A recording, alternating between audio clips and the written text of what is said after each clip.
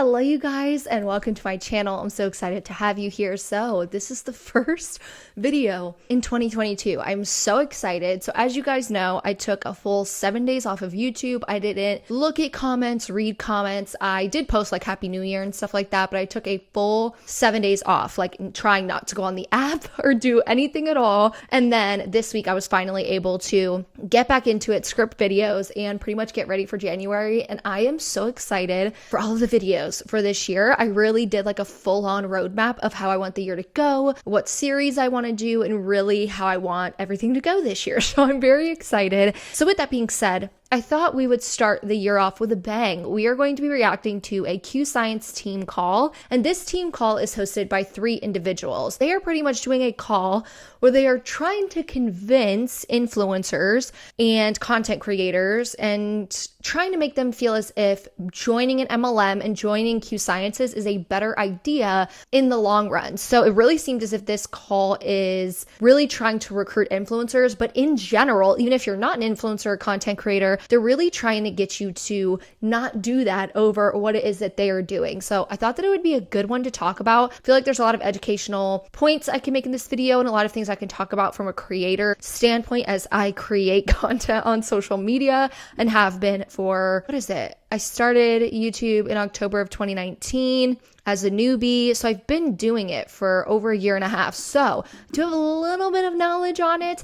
Keep in mind that one of these individuals is a reality television star. She starred in Big Brother. So she has been on reality TV. She has over 600,000 followers. And the other 2 people are, I think, you're just your average day individuals, while one has 71,000 followers and one has 14,000 followers. So these are people that are decently sized on social media, but these followers are based on their Instagram following, which Instagram is not easy to grow. I just hit like 10,000 followers over there, and I've been on the app since 2014. So it is very hard to grow over there. So the people who do have larger platforms like 71,000, 600,000, 14,000 followers, they have a decent amount of people that are loyal to them, going to listen to them, and probably join them in the MLM. So let's just get started. I do hope that you guys had an amazing Christmas, an amazing New Year.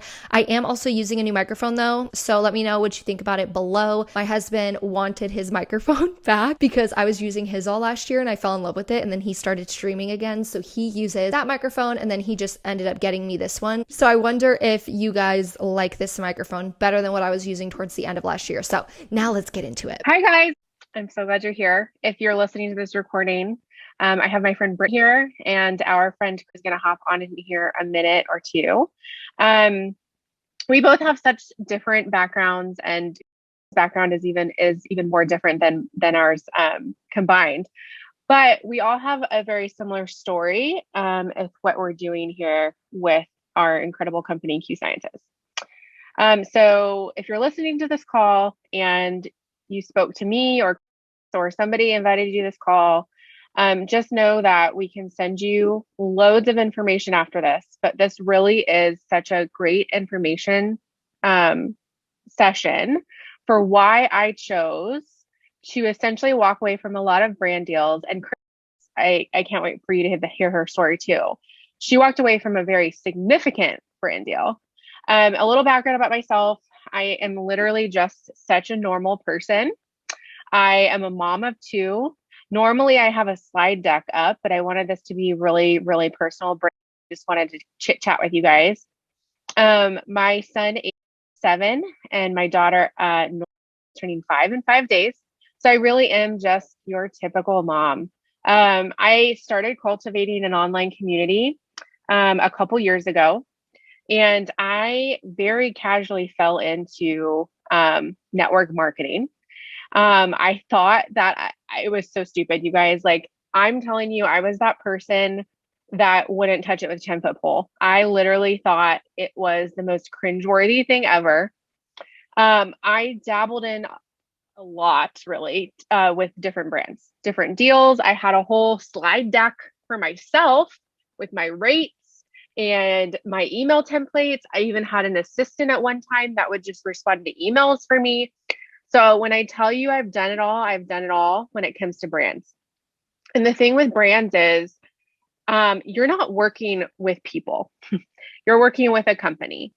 And I quickly realized that even though I was making a good bit of money with my various brand deals, I was just not happy dealing with the emails back and forth, telling them why I'm worth what I'm worth, dealing with contracts, dealing with all the things. And I know Chris is probably going to tell you guys the same thing, but it just was so tiresome to know that I wasn't valued in that way. I felt like I had so much more to offer my community online that I had built.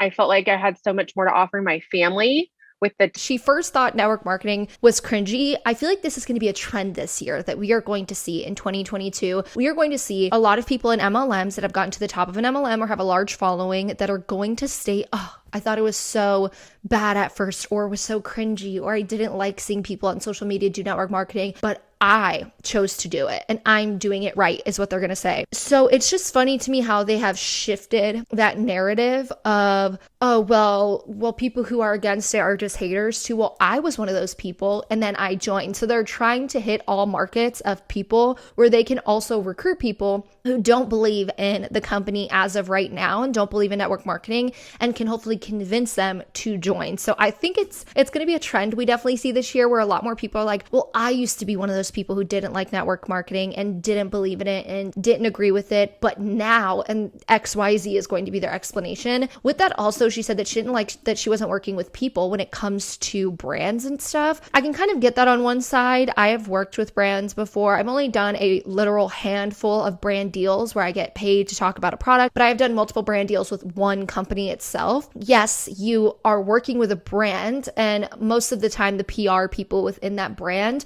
that reach out to creators and want to make like brand deals with them is who you're going to deal with. But I don't find that a big issue, but that's just my opinion. I don't know what the problem is with that, because even when you join an MLM, if you're not in the top 0.1% of an MLM, you're never going to interact physically yourself with the CEOs and with corporate. I know that in Beachbody, I got to 1-star diamond rank, and it took me getting to that rank to get a call with corporate, because the people in that rank and above get a call with a specific corporate person. But again, that doesn't happen unless you hit those higher ranks on the like disclosure statement or on the comp plan. So same with this MLM. I guarantee if you are someone at the bottom, you may get on a call where a CEO is talking, but when are you actually ever speaking with those people and speaking with the company itself? Not really. You're just speaking with your uplines and hopping on team calls and just listening to what a CEO has to say. So it's kind of like you're not really talking to them and working with them anyways, like even with an MLM. She also said that she doesn't like dealing with emails and telling people why she's worth it, like telling the brands and kind of like pitching herself. So dealing with emails and doing contracts is a part of working for yourself when it comes to being a content creator, or when it comes to running a business in general. You're going to have emails you have to answer to. You're going to have calls you have to get on. You're going to have contracts that you're going to call your lawyers up and be like, hey, should I sign this, etc. So you're going to have that no matter where you go. If you want to own a business, or if you want to kind of own your own thing, or if you want to be a content creator, you're going to have to do that. With MLMs, you don't really do contracts because you're just an independent contractor. You're a salesperson for the company, so you don't have to really do contracts. You do sign like your terms and conditions when you join an MLM, but that's it. You don't really touch contracts after that, because you're working with one company that you've already signed their terms and conditions for, and you're an independent contractor, so you don't really have a business or anything like that. And I also believe when you do work for yourself, you should be doing those things, and you should understand that owning your own thing comes with like answering emails. She then said she felt not valued, and I will say that it's pretty shitty if she felt that she was not valued in what it is that she does. And I feel like she tries to put it on, oh, because I had to tell like the brands why I'm worth it. That's common when not common to feel not valued, but common to have to pitch yourself to a brand. Even if a brand reaches out to you, they will still want to know, what are your rates? How much do you normally charge for a flat fee? And then with that, they will want to see, well, why do you charge that amount? What does your following look like? What's your engagement rate? But in the end, you will always make more money doing that and telling a brand, hey, this is my engagement. This is what I normally charge, versus joining an MLM and the odds of making money in an MLM MLM, as we know, that the FTC literally states that most people who join legitimate MLMs make little or no money. Some even lose money. In some cases, people believe they join a legitimate MLM, but it turns out to be an illegal pyramid scheme that steals everything they invest. When you're working with a brand, that's not going to happen. There shouldn't be a problem with pitching yourself, because you should want to do that, because you should want to get paid what you are valued and what you are worth. And if a brand doesn't want to pay you what you are worth based on your engagement rate and stuff, I would say don't work with the brand. Time that I was spending away from them. So very casually over a couple years, I fell into this incredible opportunity, and it led me to Q Sciences. And obviously our products are incredible. I don't need to tell you that. I could share with you testimonies, but what this is about is I walked away from different random brands. I was constantly showing up on my Instagram with like just random stuff, you guys, like from dog food to like Target to Huggies diapers. Like I could go on, and it was just so exhausting. And I quickly realized that even though at the end of the day, when I finally finished a brand deal, I would make a good bit of money, it wasn't worth what the heck I was doing. So she's saying she's working with different brands, different random brands. Yeah, you're in control of that. You shouldn't be just working with a bunch of random brands. You should be working with brands who you've tried their product, you love their product, and it makes sense to your target audience. I would never come on a platform or say on my vlog channel, I would never go there and be like, oh, I'm going to sell diapers. Well, one, I don't have a child. Two, that doesn't make sense for what I talk about on my vlog channel. It just doesn't make sense to me as a brand. Now, if I go on the vlog channel and I say, hey, I just started a new company and it's selling coffee, that would make sense, because every thumbnail I have a coffee in it. I talk about coffee 24/7 and I love coffee. That would make sense because my target audience probably also likes coffee. So you shouldn't be selling or getting brand deals for a bunch of random products, but also for content creators, it's in your control. You don't have to say yes to every brand. You don't have to work with brands at all if you don't want to. Now, I will say, as people grow on their platforms, working with brands can be really vital for making more income every single month and maximizing your income with content creation. But if you don't want to work with brands, you do not have to. Kind of weird that she was working with a bunch of random ones when she has the ability to not, if she didn't want to. She could have just been reaching out to brands, or brands that reached out to her. She could have just been working with the ones that actually fit what it is that she is or what it is that she does. But something else that I find important is she's like, oh, well, all of our products are good and this and that, and they're going to expand on that. But the thing is, the great thing about creating content and working with brands is, one, you get to choose the brand. Two, you get to choose the product for the brand that you like because you've already been trying it, because you should, as a content creator, you should already love the product that you're going to put on your platform and get paid to talk about. But with that, you're never stopped with one company or stopped at one company.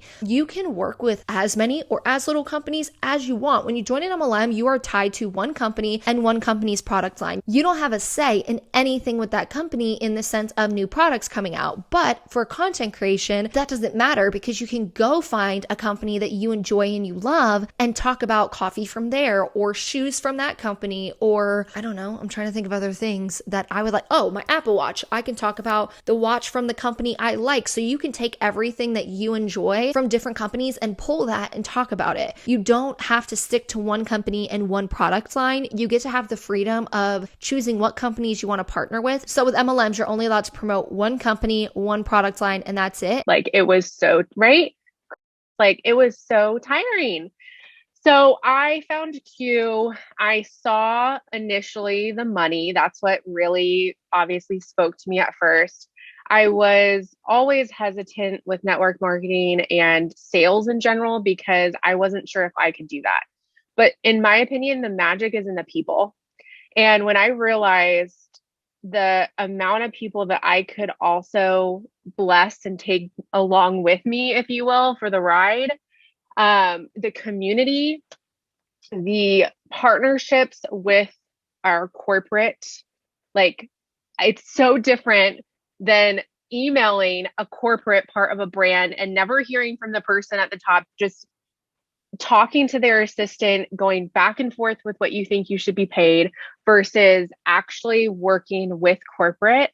and testing products and tasting them and deciding on flavors and being part of like what we're sharing, right? It's so cool.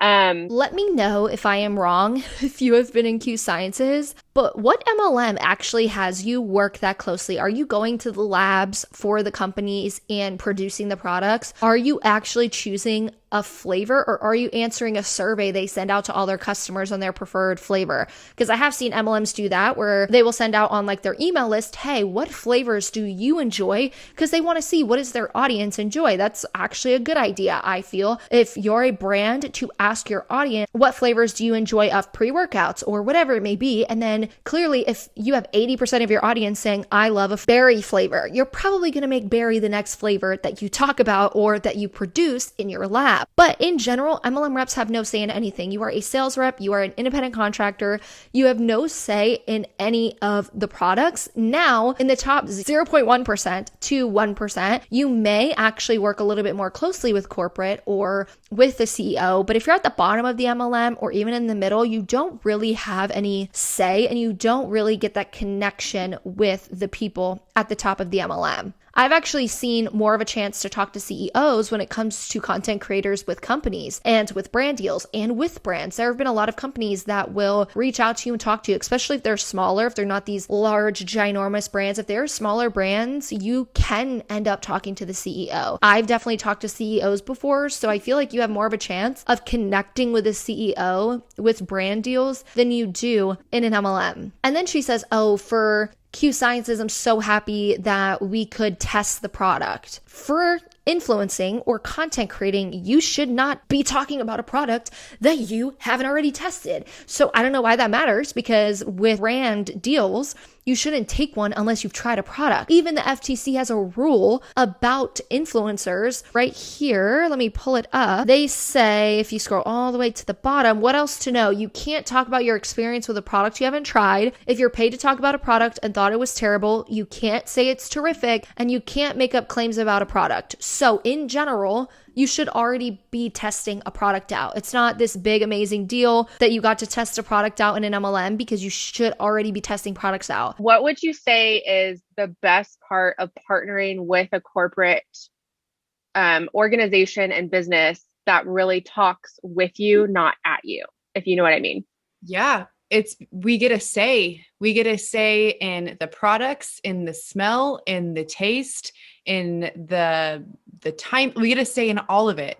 Where, I've been approached by brands. I've honestly never partnered with one because I know that I would not deliver on time and I don't want to let anybody down, and I know it's not worth the money. But they tell you what to post, what to say, when to do it. You don't have a say. And one thing that I love, our president, who has become our friend, his name's Jake Spencer, when it comes to the influencer space, one thing that he loves and what we're doing is that instead of making money off of people, we get to make money with people. Again, with the products, no, it's all on the company. You don't make any final decisions as an MLM rep. No, you don't. You aren't hired by the company. If you were hired by the company, maybe to work in that department, maybe you would have a say on the flavors and production and all of that stuff, but you don't as an MLM rep. Next, she said they tell you what to post, what to say, when to do it when you are a content creator. So she's never done a brand deal, so she may not know this. I have signed a couple contracts, like I said, when I've worked with brands, and some of them, yes, they have said, hey, we would like you to mention these 3 things when you're talking about the company, but be creative. Like, we want you to make it whatever you want. Just make sure that these are 3 things you hit on, because it's my company and that's what our company stands for. And I actually think that's good. You should be advertising, because that's what content creators do. They're advertising a product just like an ad would be on television. So you should have kind of like a what to say, or things you should probably say that really represent the brand, because any advertiser would say things that represent the brand. So I make sure that any brand I work with or brand brand deal I sign literally says I have the creative freedom. I can kind of do the ad how I want it and make it what I want. Now, yes, the brand has to approve of it, like of you talking about their product, but in general, you make sure that you have creative freedom. If a company is not giving you creative freedom to kind of do what you want in your video with the ad, then I probably would not partner with them. Personally, that's just me. I don't want to be like a walking billboard, but at the same time, I don't think that it's a big deal that the company wants you to say certain things, because at the end of the day, you're advertising for the company, pretty much doing an ad for them with your take on it or your creative take on it. So I've never really had a contract that has come to me that doesn't give me the creative liberty to do what I want with that ad that I put in my video. Editing Deanna here. So one more thing about doing an ad for a brand is that even though you're doing an ad for a company, the brand deal benefits both the creator and the company. The creator gets paid to pretty much talk about a product they love, while the company gets the potential to gain customers from that creator speaking about the product they love. With MLMs, it's nothing like this. There's literally no comparison, and there never should be. But these individuals will try and compare this whole entire call, brand deals, and what content creators do to an MLM when there truly is no comparison. When you join an MLM where the failure rate is extremely high, you signing up does not benefit both you and the company like a brand deal benefits the company and the creator. In MLMs, you signing up for an MLM, it literally only benefits the top 1% of people that actually end up making a livable wage from multi-level marketing companies, while everybody else, when they join, end up losing money, make no money, or go deeply into debt per the FTC. So when you join an MLM and you pay for a starter kit, you are literally only benefiting the upline by giving them money straight into their pocket, and same for the CEO. You have a less than 1% chance to ever make your profit back. With a brand deal, you're instantly making the money that you negotiated into the contract once you speak about the brand through, again, a post or a video mention. It shows that in brand deals, brands actually value creators to pay them for their work versus MLMs who give no shits about anybody. They do not care to pay their reps, even though the reps on a daily basis are promoting the MLM through post, through Instagram, through these opportunity calls, etc. They are promoting this company 24/7 without compensation. So brand deals are nothing in comparison to MLMs. They will never be anything in comparison to MLM and what MLMs are about. Because again, with a brand deal, that's benefiting both the company and the creator, while an MLM benefits the top 1% and the CEO. And that's all. Let's get back into it. But with that, she said, instead of making money off people, we make money with people. So they want to say you don't make money off of people with Q Sciences. So why don't we just look at their comp plan? If you watched the last two videos I did that I ended 2021 in, or 2021 with, I actually dive like really deep into the comp plan and explain it in its entirety. I think it was like 7 minutes long where I talked about the comp plan. But let's just look at the comp plan in general. If you look at any rank, all of the ranks have to have a PV. A PV is your personal volume. So pretty much the volume accumulated by the products you purchase, but also the products your customers purchase. Then you have your PA, which are the reps below you. So you have to recruit people. But then you have here the next column, qualified OV. So qualified OV is the volume earned by your downline and pretty much the products that they buy. So when you recruit someone and they sign up with a product pack, for example, or they sign up with say $200 worth of products, that is going to go into your OV. So say you get 200 OV for that, you still cannot qualify for the $50 team commissions without that OV, without your downline buying products. So when they say that you don't make money off of people, that's kind of making money off of people. You have to recruit, so your recruits have to buy products. That's you making money off of them buying products. And then as the ranks get higher, when you get to the silver rank, you need 200 PV, so you need even more products that you're buying a month or customers you're signing up a month to fulfill that PV. And the OV goes up to 25,000 when you hit the silver rank. So you have to have 25,000 volume coming from your downlines and their purchases pretty much. To me, that is you making money off of other people. It's pretty easy to understand that you do make money off of people. You can't go anywhere, you can't do anything, you can't rank advance without people in your downline and without those people accumulating OV for you. Which is just a whole different ballgame. Yep, exactly. And you hit the nail on the head when you mentioned like the fact that we're making money with people. I was not just sharing a link anymore and hoping that I'm compensated for however many swipe ups I get because of the people that follow me. Like, I actually get to partner with people doing this, and it's not just me that's making the money now.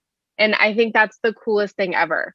She says she's hoping that I'm compensated for however many swipe ups I get. When it comes to a brand deal, you can kind of go two ways, or you can actually get both of those ways in one contract. One, you can do where you get a flat fee. So that means that you tell the brand, hey, for one Instagram post, one 90-second mention in a YouTube video, I will charge you $250. I don't know, just coming up with a random number. So what happens is when you make that post and you make that 90-second mention in a YouTube video, you get paid. You signed a contract where that's in the contract. You negotiated that price with the brand agreed. You both signed the contract. It is in writing. If they do not pay you, you can literally take them to court. I've never had a brand not pay me, especially within the time frame that is needed for them to pay me, which is normally 30 days out from the day that I post it. But the second thing that you could do with a brand is swipe ups, or how many people actually buy the product. So for example, I work with the company Liquid IV, if you guys have heard of them. I've never done an actual brand deal with Liquid IV. I've never tried. I've never reached out to them and asked them for a brand deal. The only thing I've done is I have a 25% off discount code with them. Let's say Liquid IV said, hey, for the whole month of January, we're going to give you a 25% off discount code,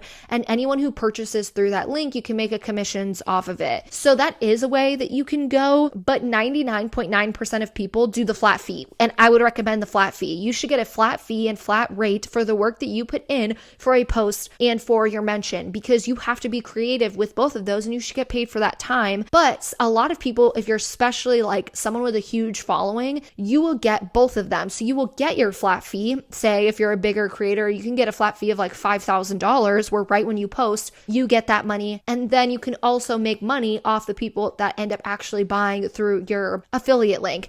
I've never seen, especially bigger creators, ever do just swipe ups, because you never know how many people are actually going to swipe up and purchase off that link. So it's not the smartest way to go about it. I have always seen people do flat fees. Now, that's what I would recommend. If a company wants to do it that way, with just like, oh, swipe ups or whoever purchases it, I personally wouldn't do that. But that's just me. I will say there is also affiliate marketing, which is totally different from like brand deals, brand collabs, influencer collabs, or content creator collabs. That's different. They're not really talking about that. But if they were talking about affiliate marketing, I can understand that, because with affiliate marketing, that's what it is. Affiliate marketing is where you have a link and someone purchases through it and you get a set commission off of that. But that's something completely different. I do affiliate marketing with magic links, where I can link things from Target and Walmart, whatever. I can link things from a clothing company that I like and other stuff. And then if someone does purchase through the link, which I always have in my description box, what's an affiliate link and what isn't, when people buy through that link, I can earn commission, but I don't ever depend on, affiliate links. I don't really care that much. I will use them, but I don't care. I don't try and get people to purchase through them. It doesn't bother me if someone doesn't purchase through them. I really don't care. But that is something where if you do an affiliate link, that is based on how many people click on that link and purchase through that link. That will be where that comes from when it comes to your compensation and how you get paid. But she's not talking about affiliate links. She's talking about brand deals. So they're two completely different things. I also hope that, I feel like this video is going to be forever long, but I hope that it's helpful by me explaining all of these things. But yeah, this is a really long call, so let's just keep going. Did you want to chime in on that at all? You're muted, girlfriend. I have to mute myself because I do talk a lot. I want to chime in on all. So first of all, when I first came on, I was like, this sleep spray is amazing. I want to send out samples. Is there a way that we can get a pack? And they did it. Remember, it was within like a month of me coming on, and they have that 5-pack to be able to purchase. And I was like, what? Also, like I love the fact that here's what I want to say about it is you are absolutely right.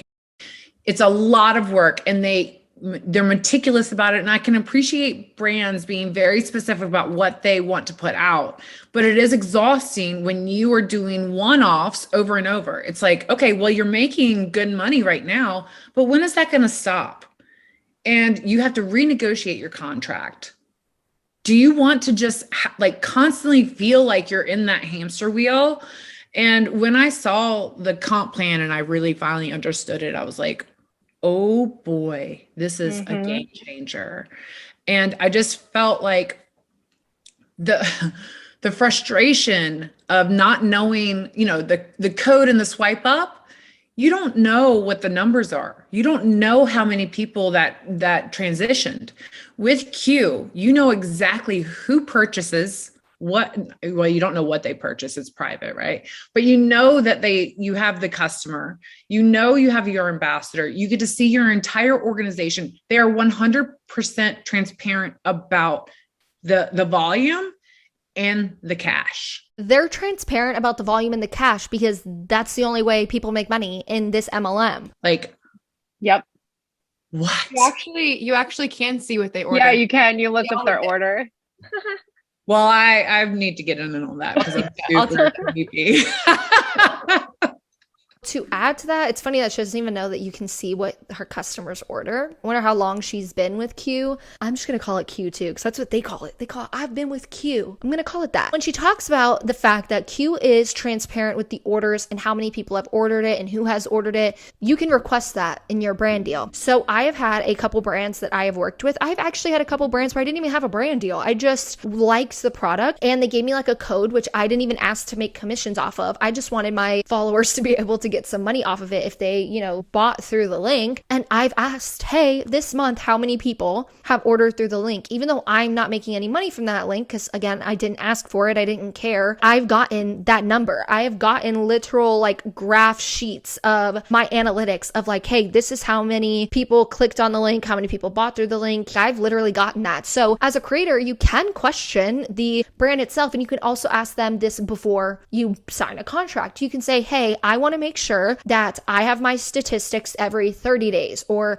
every 2 weeks, 14 days. I want to know what my stats are. I will be emailing you guys asking every 2 weeks or every month or whatever. And you can try and get that put into your contract. So again, I've made deals where I've got this, but I've also just asked companies before that I didn't even want a commissions off of, that I didn't even get a commissions off of. I just liked using their little discount code. With affiliate marketing, if you do magic links or your Amazon storefront, you actually get to see all of this. So if you want to be a creator and you don't want to be tied to a multi-level marketing company and you want to talk about products that you enjoy and love, I would definitely check out Magic Links. They're the most wide range, but with both Magic Links and Amazon storefronts, I can literally see everything someone bought, not just the stuff they clicked on. So say someone wanted to buy my Apple Watch band and they go into Amazon and they add it to the cart through my link, but then they also buy, I don't know, like a water bottle and a book. I can see that they actually bought a water bottle and a book. Also, it just wasn't with my link. I just can't see the person's name and who they are, which I think for privacy reasons, it's actually smart of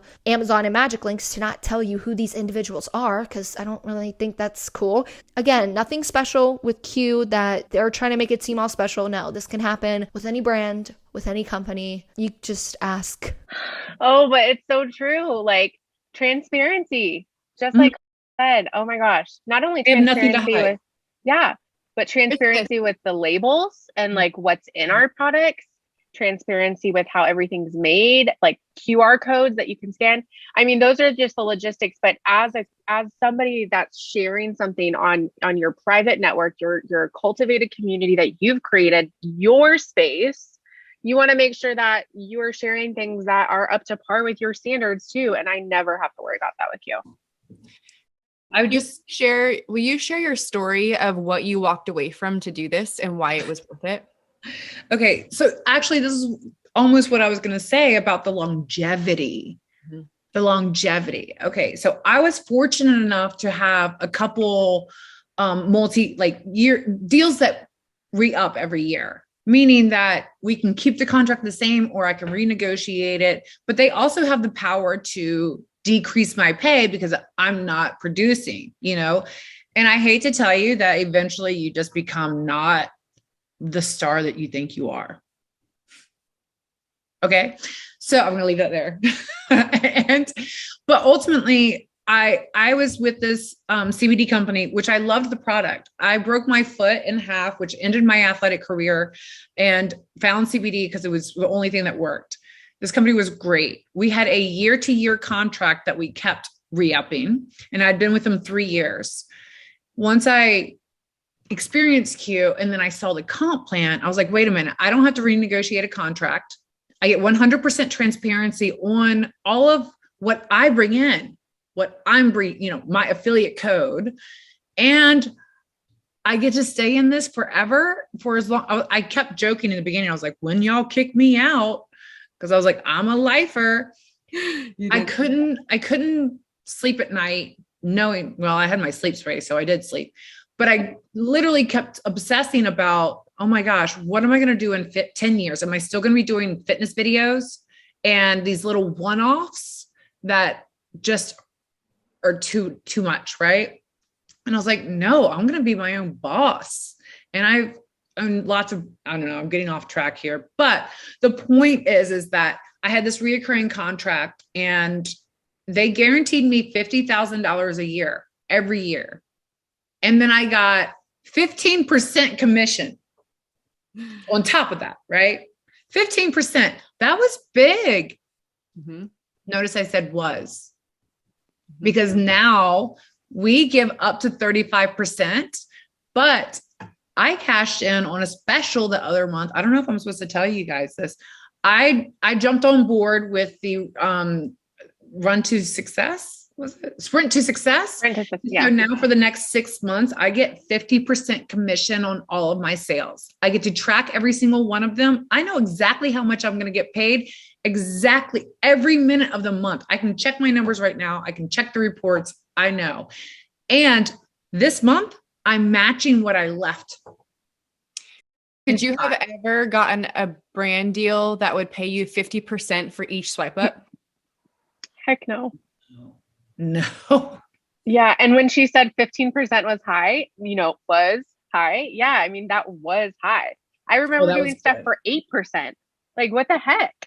The cool thing is too, I mean, we came here and fell in love with the community, but our commissions on customer sales, like that's all it is. Like that's all you have to do. You don't have to build like a crazy thing. Like we take that stigma and that weirdness out of it, right? But let's take it back to them saying, oh, you could only get 15% commission. Even sometimes I got 8% commission off of a swipe up. The brand deal was $50,000. $50,000.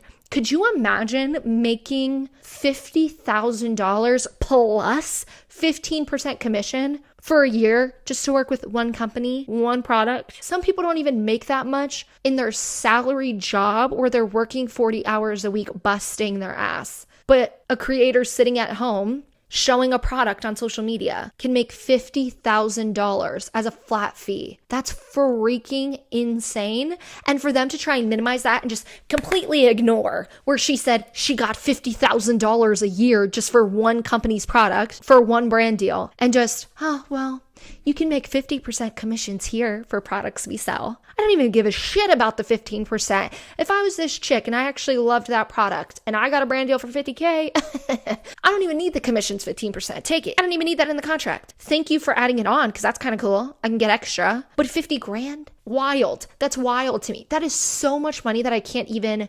fathom making by signing one dotted line for one company. Holy shiitake. And they're making it seem like that 50K just ain't shit. That 50K is just nothing. What?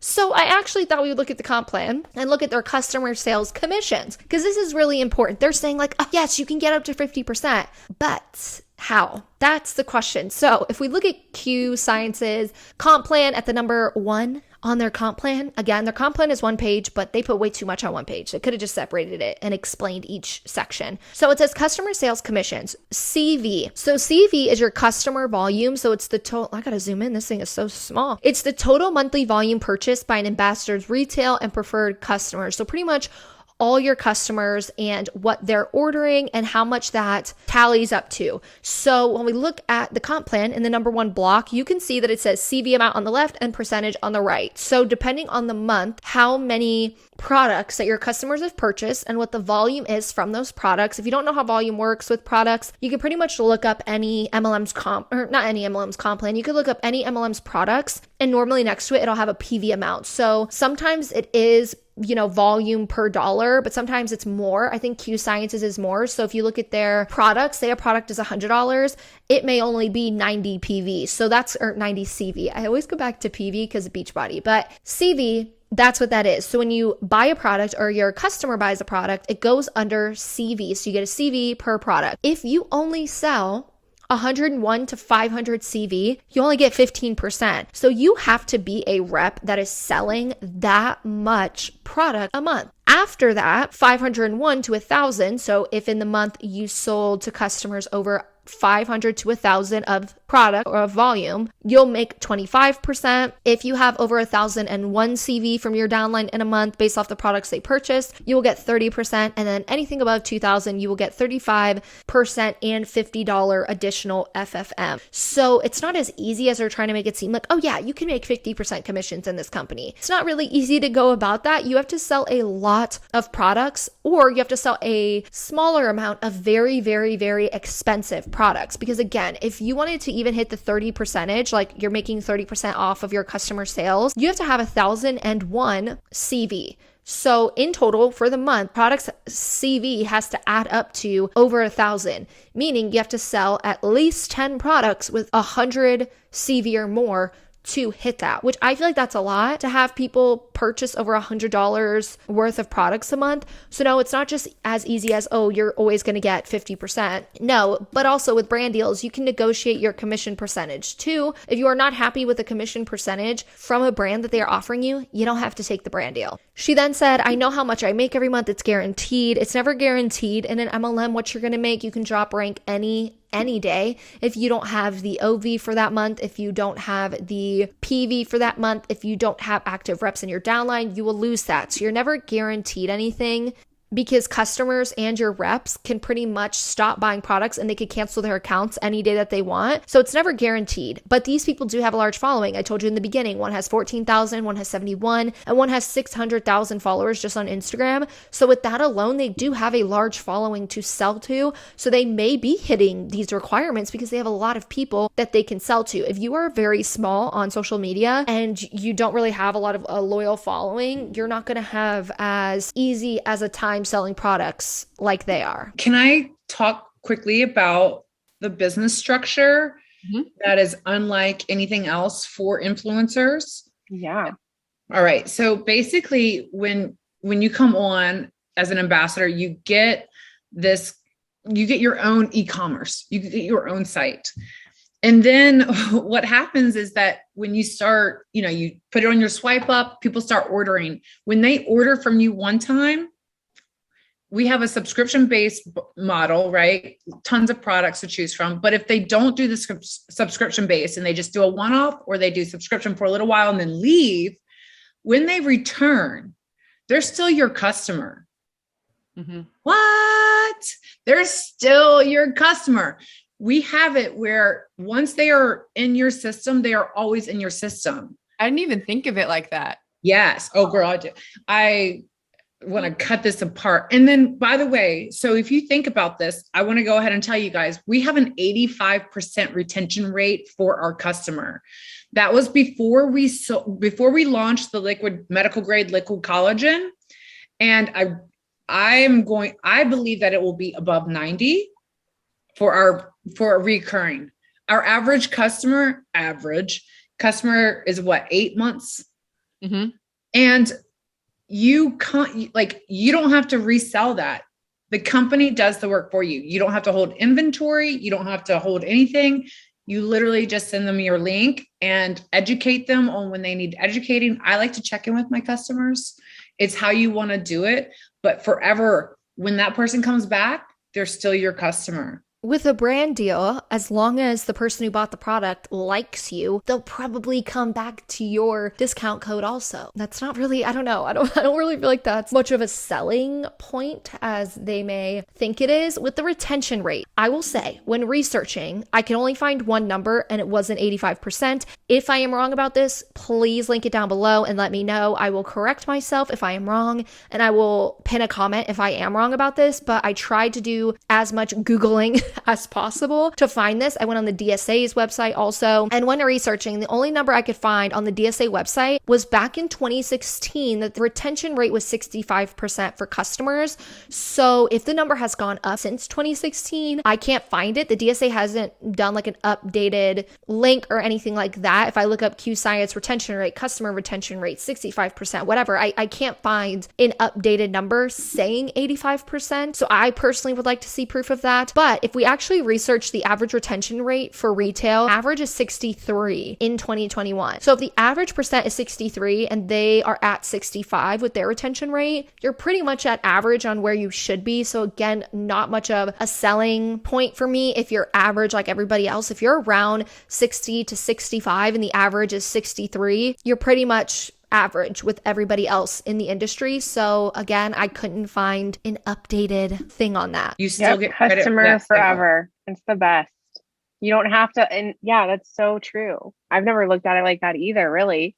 But like, how many times did we have to share a swipe up just to continue to get those sales? I'm thinking back to even like, I used to love this children's bedding set that I would share all the time.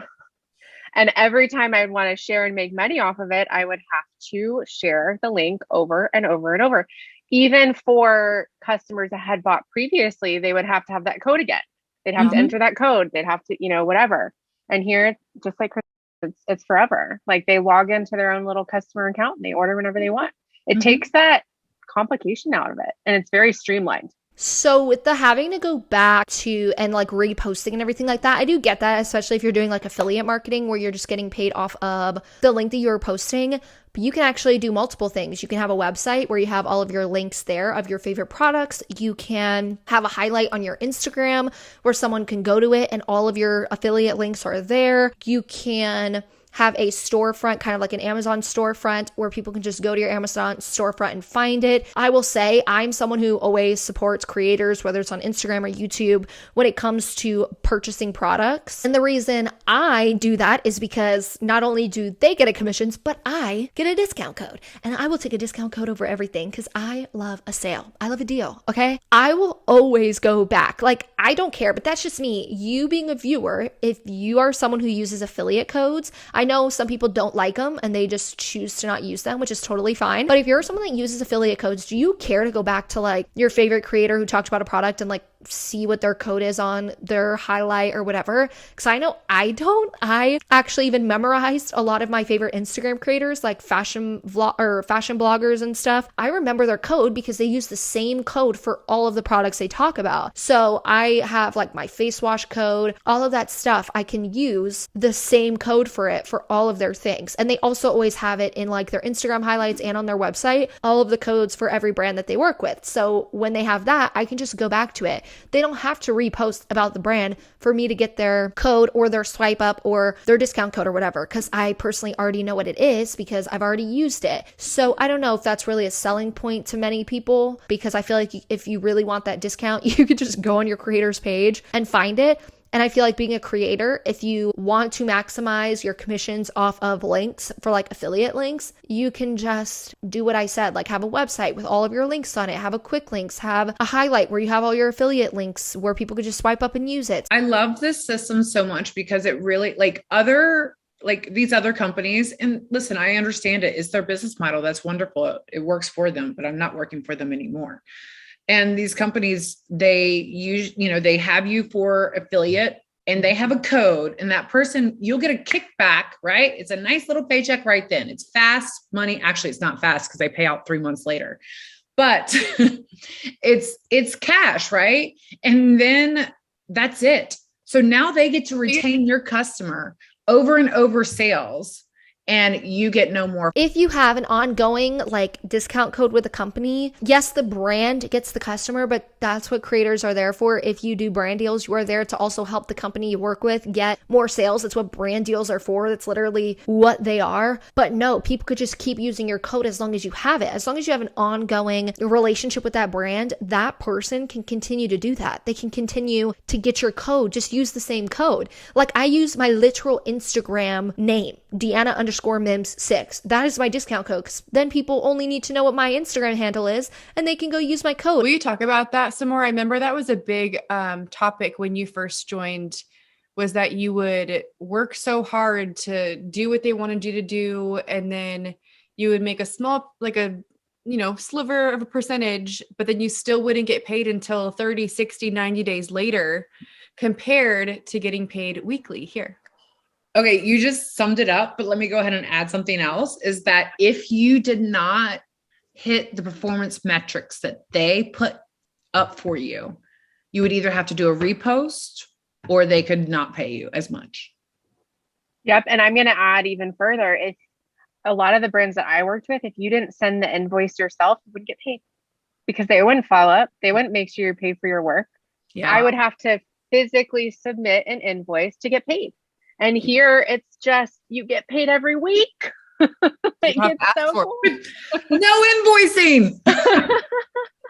Yo, I randomly just look into my Q portal and I'm like, oh, I got some money in there. So they're talking about if you don't hit the performance metric, you may not get paid or paid as much. You can go based off performance metric. A brand reached out to me and they wanted me to do that. And I was like, no, thanks. And I didn't work with them. I was like, I don't really feel like doing performance metric. I had another brand that I've loved and I still use them and I've done multiple brand deals with them. They asked me once, hey, for your next brand deal, do you want to do a performance metric? I said no. They were like, okay, cool. We'll just keep it how we're doing it now.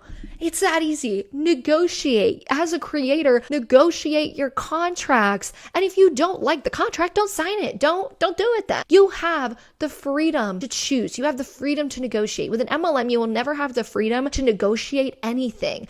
You're going off their comp plan and that's it. You're shit out of luck, my friend. Because if you don't recruit those people, if you don't stay active, if you don't have the amount of products sold that you need sold, if you don't have the OV, and then even with Q Sciences, you need a max OV per leg. So if you don't have your OV per leg that you need, you're not getting anything. So cool, you get paid every week, but in the end, it's not going to matter if you don't hit the metrics that they have for you. So if we want to talk metrics, I guess Q Sciences kind of has them. You need a certain PV, you need a certain PA, you need a certain qualified OV, you need performance per leg to fulfill that OV, then you make your monthly team commissions. But if you're really high up in the MLM and you don't hit that qualified OV, say you hit less than that, you'll be bumped down a rank, meaning you'll get paid less that week or that month. So it's like, at least with the brand, you can negotiate. If you don't like what they're negotiating, you don't have to work with the company, even if you like the product. Okay, you guys, editing Deanna here. I wanted to add something that I forgot to add in while I was actually filming this video, but I wanted to talk about the invoice comment that the one individual made. So she tries to make it seem as if creators don't get paid and how it's so hard to have to send invoices because brands aren't going to want to pay you. I will say right here, right now, I have never not been paid from a brand that I have had a contract with. I did have one instance where a brand did not pay me on the correct date. So normally what happens with my brand deals, and I also talked to a couple friends of mine who are also content creators, and they said for them it's the same way. So normally you will have an upload date. So say your upload date is October 1st, 30 days after that is when you will get your payment. So I then know November 1st, I'm going to get paid for whatever we negotiated and put into the contract. I will get paid that November 1st. So I have one instance where a brand didn't pay me on the correct date. So one day went by past the date that they were supposed to pay me. So all I did was send a simple, really nice email asking, hey, I've seen that you guys didn't pay me yet. I went into the portal and it said that it didn't go through yet. Because for me, I have gotten paid through portals most of the time with these brands versus having to send invoices. So that brand literally apologized that day and paid me. So in my opinion, it's that simple. If the brand forgets, which it can happen, because when it happened to me, it was around the holiday season. So I totally understood that this brand forgot and I was totally okay with it. They responded. They were so nice. They were like, thank you so much for letting us know and reminding us. And they paid me. But like I said, with content creators in your contract, there will literally be like an upload date. And then normally 30 days after that upload date, you'll receive that payment. I will say though, many creators, especially larger creators, will send out invoices for tax purposes and for bookkeeping. So she is right in the sense of some brands may ask you, hey, send us an invoice the day that you upload your video and we will pay you on this date, versus me where I've had a lot of my brand deals happen through an influencer portal where they pay me through there. But with invoices, when it comes to taxes, it's really smart for a creator to use invoices for tax purposes and for bookkeeping to ensure that they're keeping track of their books properly for taxes, because creators have to pay taxes out of pocket. So it can be really difficult to kind of remember enter all of the brand deals you've had and everything like that. So normally in QuickBooks, you can actually send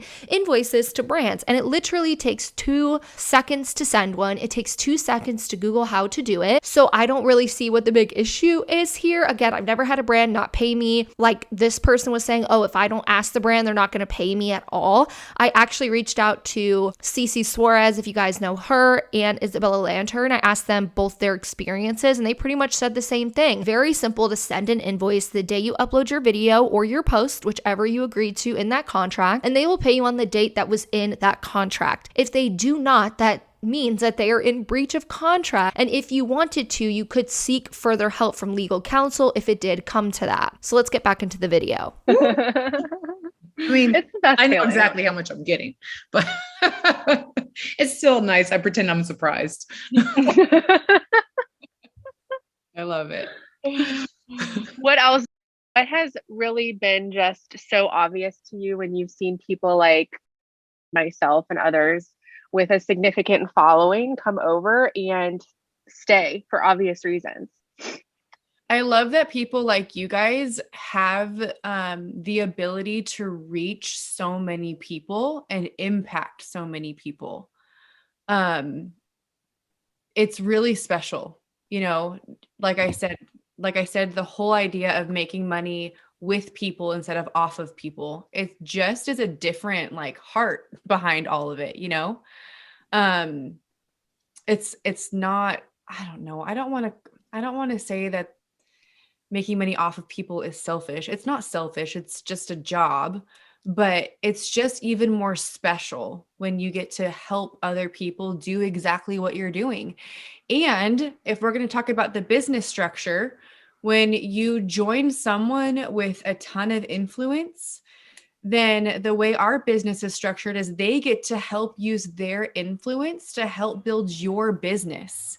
So when you join, whoever you join, they get to use their business to build under you. So literally, no matter what you do, everybody wins. And I think that's my favorite part, especially coming from a company where I walked away because no one was winning. You know, I had found some level of success and it was great. And it was what it was, but nobody else was able to do what I was doing. So I was done. I fell out of integrity. It wasn't for me.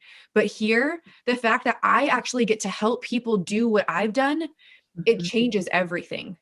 This is what I dislike about MLMs that have no income disclosure statements is here she's not really making an income claim like, oh, you're guaranteed to make this much money. But on the flip side of that, she is trying to say that like, oh, everyone can win. Everyone can be successful. Everyone can do it. I can help you. You know, people that do have success, those are the people you want to join, right? That's always what they say. They always say, oh, you want to join me. My team's at the top. I have a larger following. So I've recruited more people and I can help you do it. And you can duplicate whatever it is that I'm doing. Every MLM rep says this. I've seen it all over the place. But in general, there's no way for me to look at this and be like, oh, well, Q Science's income disclosure statement says otherwise. I can only go off of what the FTC says, what I've seen time and time again by other MLMs every single time. MLMs that have no income disclosure statement actually come out with one. Speaking of, Saint, the MLM actually just released their income disclosure statement to their reps, and it's horrific. It's everything that I and other people have been talking about, is that we know what's going to happen with these MLMs before it happens because of what the FTC and studies have proven. So by the FTC and what the studies have proven, and just by looking at Q Science's comp plan and how difficult it is to maintain a rank, I can just say that most people are not going to ever get to the level that she is at. Again, I wish I had an income disclosure statement to tell you the exact percentage,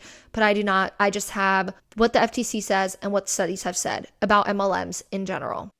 Yep. And No leader, no one who is a leader in their heart wants to be the only one doing something. You know, you want to bring everybody with you, and our comp plan and our business structure allows you to do that.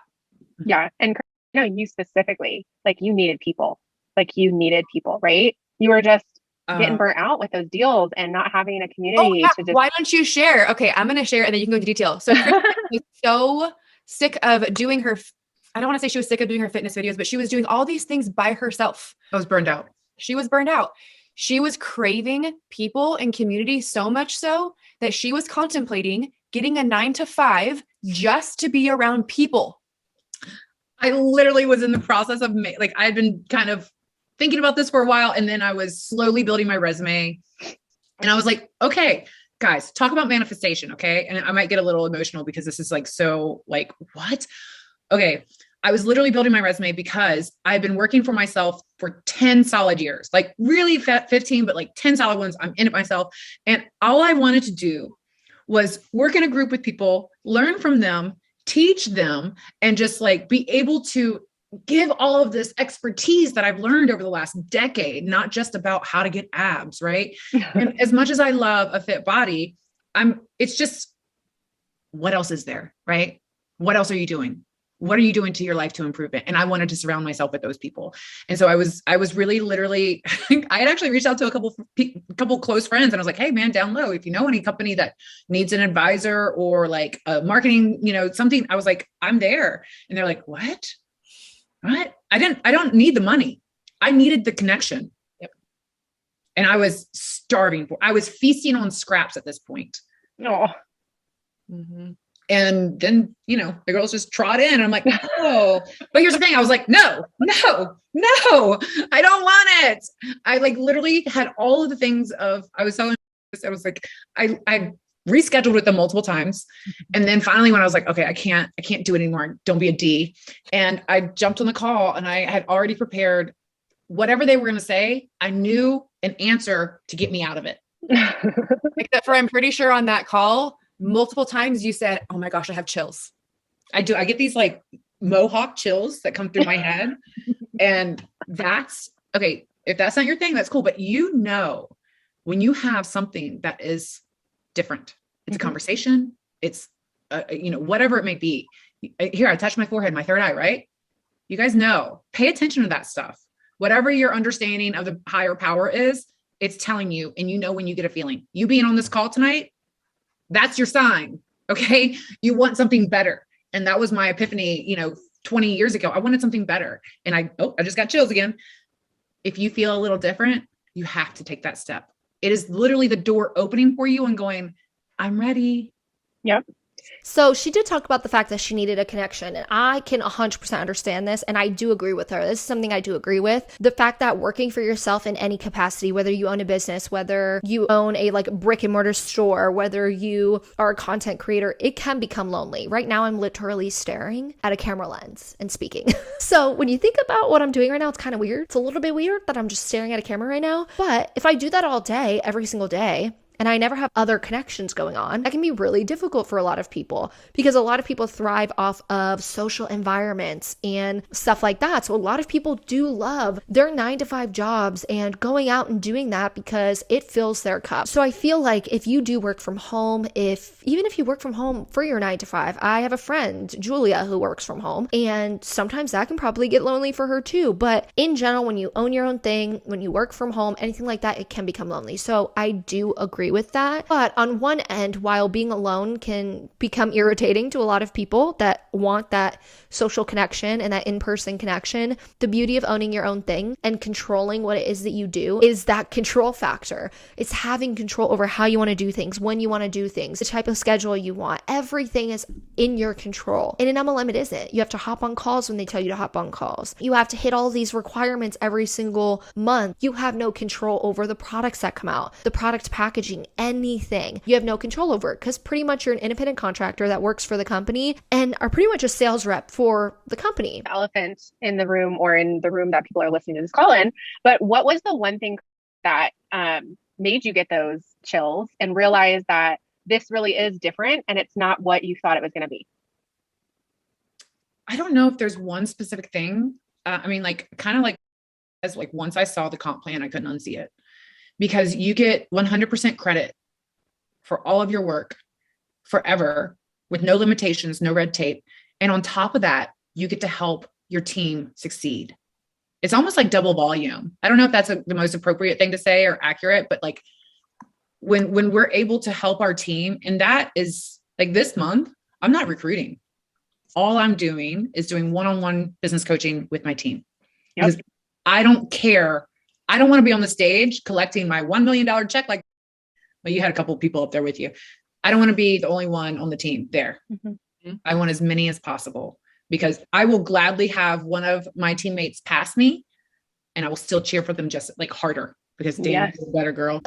Okay, so I didn't like the way she phrased it, but she kind of seemed like she didn't even like the way that she phrased it. But one, she's saying that all she's doing is one-on-one calls with her recruits. She's not recruiting this month, which cool, not adding more people. Love to see that. But where are the products or the talk about the products? So maybe she just didn't notice that she said that, but also she kind of slid in there. It's like double volume. And what she was meaning by that is if your downline works and they buy products and they recruit people and those recruits buy products when they start and continue on products, etc., and it keeps going, you are technically doubling, tripling, quadrupling the volume you're making, which equals more money you're making. So that's why in these MLMs, I always talk about the fact that yes, you can join and you can just sell a product. Some people do that. Some people sign up and they never recruit a soul. They just sell a product and make, 15% commission, 20%, depending on the MLM. Some MLMs have higher commissions than others, but most people, and if you want to get up in the ranks or anything like that, for 99.9% of MLMs to get up in the ranks, you need to recruit. Same for Q Sciences. You have to recruit and those recruits have to work, because if we look at their comp plan, oh gosh, we've been looking at it a lot today, but if you look at their comp plan, let's just go to platinum rank because it's 100,000 OV and I like that number. So platinum rank, you need 200 PV, 2 people in your downline minimum that are also active, and then you need 100,000 OV. There's just no possible way you're getting that OV by yourself. If you have recruited people and those people recruit people that buy products and all of that stuff, that's what gets you your OV that you need. Because in my opinion, it's nearly impossible to get 100,000 OV by yourself. It seems impossible to me. Let me know if you know someone who's done it without recruiting people, without anything, because clearly with Q, you need recruits to even get to that rank, so it's not even possible. But in general, this person even said, I'm not recruiting anymore because I need to help my recruits do it so that they can make me double volume. Right. and Yeah, and for it's sure. just their success truly is like what I didn't know I was missing. Mm-hmm. And 10 years of being isolated between training, between business, between just traveling nonstop around the world, like, oh, let me cry a river, like my champagne problems. It doesn't matter how many followers you have or how much money you have in the bank. When you don't have real social currency, that means like positive relationships that make you want to grow and be a better person and evaluate yourself on a daily basis. Am I being the best me? Wake up with intention. And if you're not doing that, then you should look at it, because this is what the company is. This is what Q has allowed me, or not allowed, brought into Empowered. Yeah, empowered. She talked about social currency. I've heard other people talk about social currency just in different ways. But she said you don't need a following, you don't need anything like that to get high up in an MLM. By having a following, you have a leg up over other people. If the person that was just talking has 600,000 followers and I have 10,000, and we both start the MLM at the same time, and we both do the same amount of posts about it, we talk about it the same amount of time, we have the same links, who's gonna make more money and who's gonna recruit more people? The person with 600,000 followers, because they already have more people to recruit and more people to sell to. So that does give people a leg up by having a higher following. But in general, let's go back to the social currency, positive people. I want people to know that you don't need an MLM. I talk with my hands too much. People have been commenting about that, saying they're getting annoyed. I'm sorry. Well, no, I'm not sorry. But in general, I want you to know that you don't need an MLM to find positive, uplifting, amazing people. You don't need an MLM to find people to make you want to be better or anything like that. You can find amazing, positive, uplifting individuals outside of an MLM. You can find them through social media. Reach out to someone that, I don't know, maybe the girl looks like you and you think you'd be cool friends with her. Reach out to the person and be like, hey girl, you cute. I like your post. Do you want to hang out? You can find people other ways. You can go to a coffee shop. You can see someone on the street and stop them and be like, hey, like your outfit. Want to exchange numbers? You can do that. Okay, so in general, you can find positive, uplifting people outside of an MLM. Even if it seems hard, even if you're a little bit socially awkward or anything like that, you can do it. But I know if you are someone that, say you hopped on this call and you got invited to this call and you were in a state of mind where you're lonely, like you just don't have a lot of people around you, you don't have a lot of friends, say you're a military spouse and your spouse is overseas and you're in a state or country where your family's not at, etc., you may feel like, oh my God, look at these 3 women, like these 3 amazing, strong, beautiful women telling me that I can get this positive, uplifting community. You may be more likely to join because you are in a vulnerable state as it is. You may be more likely to join. But trust me, there are ways to make meaningful conversations and connections where you don't have to spend your money, where you don't have to recruit other people in order to make that connection. Trust me. Absolutely. So Yeah, I don't know and I think- what to tell you. There was just something that because I said yes to the call. I think that was it. Literally, because I knew in the back of my head that I had to say yes because nothing else was working. Mm-hmm. So how is this compared to reality television? We actually have some reality television people that are either listening now or listening to the recording. So I'm genuinely curious how your thoughts are on that. All right. Well, we got to get a little bit more specific. One, reality television is not reality. Not breaking your foot. Let's just say that, right? I saw that episode. Yeah, that was pretty intense. I knew it. I mean, like, listen, just like Instagram, reality TV is filtered and selected and very specific to what you want to put out there. I'm also going to tell you, like, I actually get pissed off that people are like, oh, just a reality TV. I'm like, that is not my biggest accomplishment. Mm-hmm. One, obviously my son, because he's the best. Mm-hmm. Two, I will say that, like, wholeheartedly, I feel that going to the CrossFit Games as a competitor was really up there. My weightlifting career, I loved NASCAR, but it wasn't like I did it, even though I was the only one in history. And this is like a recap of my career, let me tell you. But honestly, like, all of that was all about me. It was me. I had the best time when I was training my team for CrossFit competitions. And now seeing my team, like some of my girls re-rank right away in the first week of the new month. Mm-hmm. Woo! I was popping bottles. I was like, here's the thing is I've always said, follow me, do what I do. You know, you're just like, this is, I mean, being kind of in this industry, it is about you, right? And let's be real, we're all fabulous. Mm-hmm. But damn, doesn't it feel better when I see somebody being able to make either $250 or $750 or $1,700 and it changes their life. Woo. That feeling doesn't have a podium. Yep. Because it's so far elevated above anything else that I've ever accomplished by myself, because we did it together. I love that so much. I love your heart. Mm-hmm. It's and I feel like, stormy. You know, it attracts such good people. I mean, this is what it's about. And if you look at, she's got like a buttload of followers and she's had this huge community she's cultivated. I've got like a medium size amount of followers, still a good amount of followers, but she didn't always. And so like all of this amount of success, it doesn't matter the amount of followers you have. It just matters of your intentions and like what you want to do with it. So I actually agree with the person with 600,000 followers about reality TV. It is not reality. It's kind of crazy that they call it reality TV. I do love some reality TV though. I watched a lot of it. Comment down below your favorite reality TV shows, because I'm in need of a new one. Actually, on my week off of YouTube, I watched all 4 seasons. I have a couple episodes left, but pretty much all 4 seasons of Dynasty. So recommend that show. But yeah, reality TV, not reality.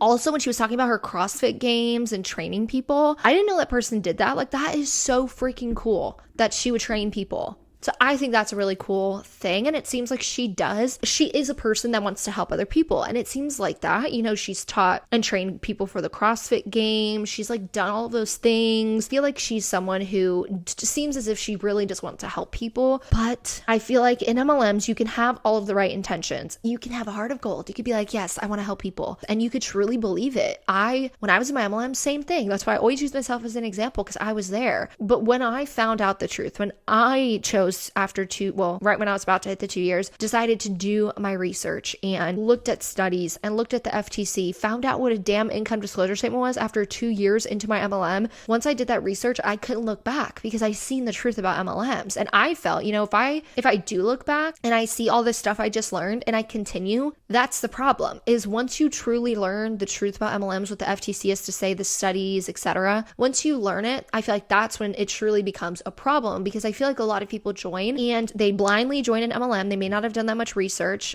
Some do though, but some may not have done that much research. They may have just listened to someone, hopped on a call, you know, with someone on social media, pretty much people how they're hopping on this call. That could have happened for a lot of people, or they just hop on a call and then they join and they just listen to uplines and stuff like that. And that's how it goes for a lot of people. You know, they can have all of the right intentions, but that doesn't mean that what they're doing is right. And I will say that till the day I die, that I am not proud of anything I did in my MLM. I can never say I am proud of something I did while I was in it. Even though while I was in my MLM, I did not know know that people under me were never going to be able to get to the higher ranks. I never knew the stats. I never knew what the FTC said about it because I didn't even know what the freaking FTC was. I think I was 19 or 20 when I joined Beachbody. So I was 20. I was super young and I didn't know any of that stuff. But it's like, once you find that out, even if your intentions were great when you started and you were in it for years and you truly thought you were helping people, and then you find out the truth, once you know that, that's when it becomes a problem in my eyes. So anyways, that's what I have to say on that. I feel like these people can have all of the right intentions, but in general, that doesn't mean that what they're doing is right. Oh, and then one more thing is, I don't remember when they said it, but they talked about re-ranking, how she gets really excited about how every first week of the month they re-rank. So that just goes to show, yes, it is a hamster wheel, right? I talk about it all the time. It's like a hamster wheel of recruiting. That's what I like to call it. One day I need to come up with a graphic that's just a hamster wheel running and call it the hamster wheel of recruiting. But that's what it is. I talk about it all the time, that like every single month, every single week, all of that stuff, you have to keep hitting what it is that you hit that prior month. And for example, if people in your downline go inactive, if you don't hit that PV requirement, if you don't hit that OV requirement per leg, like they have requirements for, all of that stuff, if you don't hit what you need to hit every single month, you lose it. It's gone. If everyone in your downline quits, like say one of these people, everyone in their downline tomorrow canceled their account, they'd be making $0. They'd be all the way back and literally not even in the rank structure anymore, because their rank structure shows that it starts with builder and automatically that's 2 people who are active. So in general, you are on this hamster wheel of every month you need to keep adding people, you need to keep recruiting, you need to keep getting customers, you need to keep it going, or else you will watch it all crumble and fall, because it's not sustainable. What in the fuck? Did you hear that screech? I don't know what that was, but in general, it's not sustainable. And you are literally on a hamster wheel every month to hopefully maintain and re-get to that rank that you were at that previous month. Right. How was it walking across stage? We can wrap this up, but like with that $1 million check and knowing that in 11 months, let's just talk numbers here. In 11 months, that's what you did. It was surreal. It was surreal because it was such, I went from one extreme to another, you know, of being in a place like broken in so many ways, not being able to pay bills, threatened with my phone getting shut off, lights, like groceries, like whatever it was, like that wasn't, like the most basic things weren't guaranteed in our life. And it was so hard. So to go from that, work really hard, help a lot of people in the process, to then getting this check stating that we've made over $1 million in 11 months. I honestly don't even think it's hit me yet. It's surreal. Like it's unreal. And I know that this avenue, right? Network marketing, whatever you want to call it, I know it's unconventional. Mm-hmm. I know it. I know it's not the norm. Did I dream as a little girl, I'm going to be a network marketer? No, I didn't know that all the time. Like who would have thought? Like who would have thunk? I did it. And you guys, I didn't even go to college. Well, I went to college. I didn't graduate. I don't have a degree. Same. So yeah, but like the fact that normal people with not meeting the society's like standards can do something like this, it's so freeing to me. It's so encouraging to me that like I can look at anybody and say, if you want this, you can have it. It doesn't matter your background or your past or your degrees or lack thereof. It doesn't matter. Like, I think the biggest thing, especially for influencers, is to drop the pride. Mm-hmm. I say that with all the love because I had to do it too. I was not a major influencer, but I honestly thought that I was too good for it. Mm-hmm. You know, but the second that I dropped the pride and accepted this opportunity for what it was and what it could do, oh my gosh, the whole world opened up and it's not slowing down. And so I think if you're feeling any type of nudge that maybe this is for you, but what will people think? After making $1 million in 11 months, I don't give a I mean, I wouldn't either. Yes. But also I want to add, like, I could not make another penny and I still would be so appreciative of where I am with this company. Yeah. If this people talk is kind of intimidating to you and you feel like you're not sure if you're ready for all the people, like that's fine too, because we have our just commission-based stuff. But what we have here is really special. The one chick said that she was in a broken place, not being able to pay her bills. And I'm so sorry that she ever had to go through that because that's not okay. With that though, we see this as a trend in multi-level marketing companies. And what I mean is like, if I pulled up 10 MLM reps where they're not talking about the product, they're just talking about their sob story, like their story before they joined the MLM, you will see every person talk about a struggle story. And every MLM or every person I would show, I would ask you, hey, in the comments, comment down below what MLM they're in. You probably won't guess it right because it's such a trend among MLMs for them to say this, for them to have this story that they tell everybody, right? Hey, I was struggling. Hey, I was this. Hey, I was that. And most of the time, that story is pretty much true. Most people who join MLMs, especially those who get to the top, are going to be telling stories like this of, I struggled because of this. I was going through this. I have this disorder. I have this disability, etc. They're going to use their stories to rope you in, because if they can relate to you, if these people can relate to you by their beginning or beginner story of how they started, that's going to be the way to rope you in, because no one's going to relate to this chick saying she earned $1 million. But what they will relate to is, I was in a broken place. I can't pay my bills. I can't, put groceries on the table. That's what people are going to relate to. That's why it's a trend in MLMs for people to say these things. And it's sad. It's sad that most of the people who join an MLM have gone through a very hard time, and within that hard time ended up in an MLM. And that just goes to show the type of people MLMs are taught to reach out to and to connect with. She then said, influencers, put your pride to the side. So that's what made me really be like, this call is all about shutting down the influencer or content creator route. Being like, no, kind of shitting on that. Being like, no, that's not the route to go. That route's not going to get you anywhere. It's all bad. This is where you should be. So not are they only going for your normal everyday person, they're also trying to get influencers who already have what?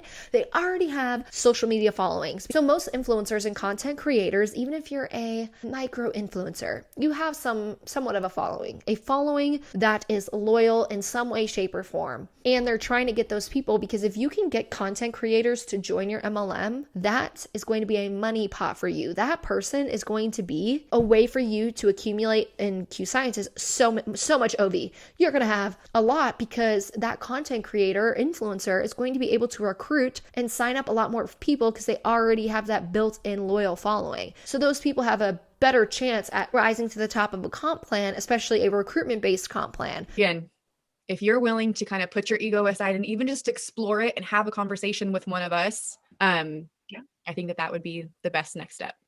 Yeah, we'll let you finish it off. You're always good at closing.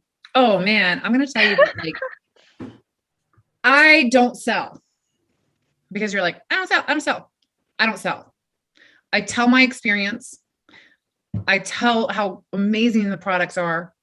And then I also tell you about the business opportunity. I'm doing the same thing. And what I love is that I'm not required to do any of this contractually. I don't have to ever talk or post about Q.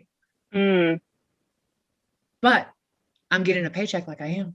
Yep. And I'm telling you that if you want to look at your long-term game plan and have significant income for years and years to come, generationally, let's mean your kids and the other kids, this is it.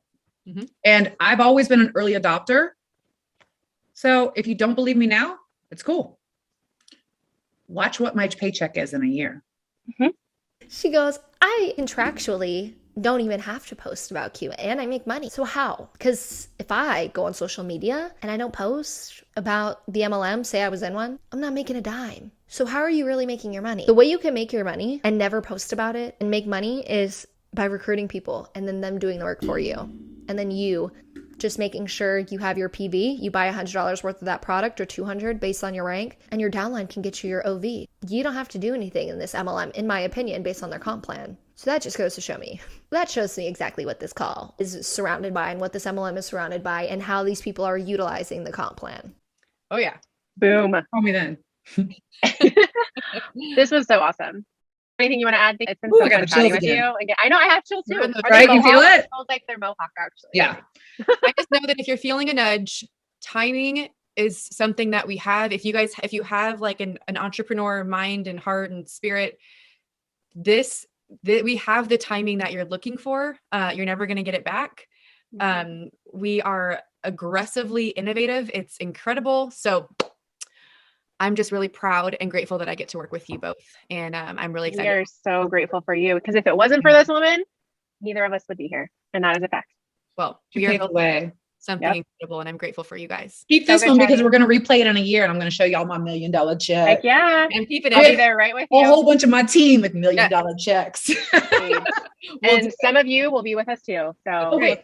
How many like really, how many six-figure earners do you have on your team? I've lost count, but I think what a problem to have. Oh my gosh. I think it's either 24 or 25. Six-figure earners. That is walking on the stage with checks themselves just last week. So incredible. You're going to have to get one of those little counters because you should keep up with that because we're all coming for it. I know. I'm so happy. It makes me so happy. I'll see you on stage with my crew, ladies.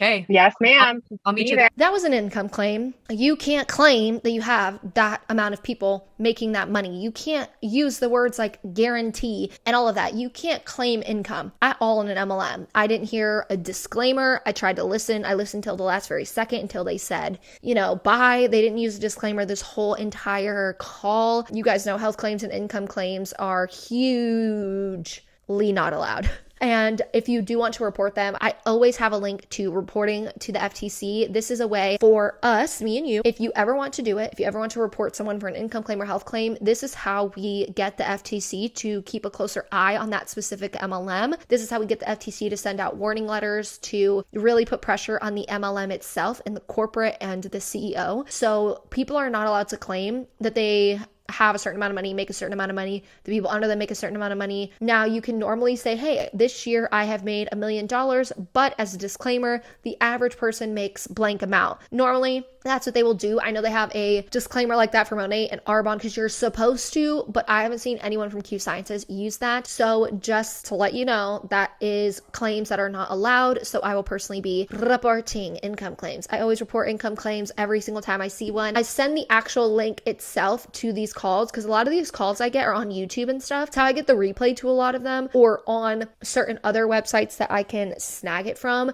So normally I will send the link with all of the people's names that are in the call along with the MLM's name and the link to that. I will also normally send a email to the MLM's compliance department. You can normally search that up on Google. You can Google like Q Sciences compliance department, their email, their contact, and then I will also show the FTC. I also sent, and I will make sure to put that, I also sent the MLM on this date, this email, letting them know that this happened, because then that shows the FTC like, hey, this MLM's also not doing anything about it. So with that being said, that is today's call. I would love to know what you thought of this call. This call is pretty much their influencer call, pretty much trying to say how great their MLM is compared to being an influencer or content creator, and especially an emphasis on how good their MLM is compared to brand deals and stuff like that, because they talked about that for a big chunk. But I hope that today's video maybe taught you something. All in all, I think content creating is so much better. But that's just my personal opinion. But hey, I have been in an MLM and I've been creating Instagram content and YouTube content for over a year, actually intentionally creating content and growing my platforms, multiple platforms, along with this channel, a vlog channel, and Instagram. And I will still say content creating has been amazing. I have loved every moment of it. It does become hard at times, but I truly love what I do. So yeah, I would definitely recommend content creating. And you can leave any questions you have down below for that. So that's going to be all for today's video. Love you guys. Don't forget to leave a like, any comment, subscribe to my channel if you haven't already. I will be uploading every Monday and Friday with a couple new series. I will no longer be doing MLM horror stories every Friday for the next couple months, especially I will be doing them on the last Friday of every month. That should be the date you guys get MLM horror stories. I will make it extra long. I will make them extra long since I am not doing them every single Friday. That's all for today's video. Don't forget to do the 3 subscribe, like, comment, and then I will see you guys in Monday's video.